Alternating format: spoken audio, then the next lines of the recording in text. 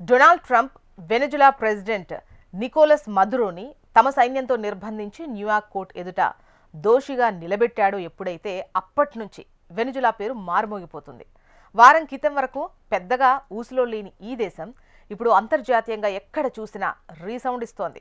Venezuela దేశం గురించి Google searching మొదలైంది. ఆ దేశంలో అపార చమురు నిక్షేపాలు ఉన్నాయని, అలాగే బంగారం నిల్వలున్నాయని పెద్ద ఎత్తున జరుగుతున్న ప్రచారంతో నెటిజన్స్లో ఆసక్తి నెలకొంది. మరి అన్ని వనరులున్న దేశంలో ఈ దరిద్రం ఏంటి, వలసలేంటి అన్నది కూడా ఓ క్వశ్చన్ కదా. భారత్ గత కొంతకాలంగా బంగారం బెంగతో ఉంది. అసలే బంగారం లేకపోతే దేశంలో ఏ పని జరగదు. అండ్ ఇట్స్ సెంటిమెంట్ కూడా. పెళ్లిళ్ళైనా శుభకార్యాలైనా బంగారం ఉండాల్సిందే మనకి. అలాంటి బంగారం అమాంతం ధర పెరిగిపోతూ బంగారం ప్రియులను హడలెత్తిస్తోంది. ఈ నేపథ్యంలో టన్నుల కొద్దీ బంగారం నిల్వలు వెనెజులా ఉన్నాయి అంటే భారత్ జనాల చూపు అటువైపు మారుతోంది. అయితే భారత్లో చూస్తే 24 క్యారెట్ బంగారం ధర వచ్చేసి 13,800 పైచిలుకుగా ఉంది. అదే వెనెజులాలో చూస్తే గ్రామ్ వచ్చేసి భారత్ కరెన్సీ రేటుతో కేవలం 181 రూపాయలు.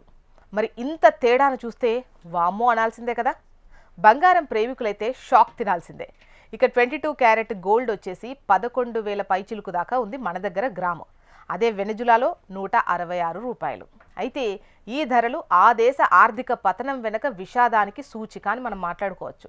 వెనెజులా పాలకులు గత కొన్ని ఏళ్లుగా కరెన్సీ నోట్లను చిత్తు కాగితంలా ముక్కలలాగా ప్రింట్ చేసి జనాలపైకి వదిలేశారు.